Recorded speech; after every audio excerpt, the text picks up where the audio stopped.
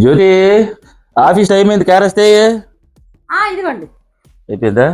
వెళ్ళొస్తాను. ఆగండి ఆగండి, నేను ఎదురు వస్తాను.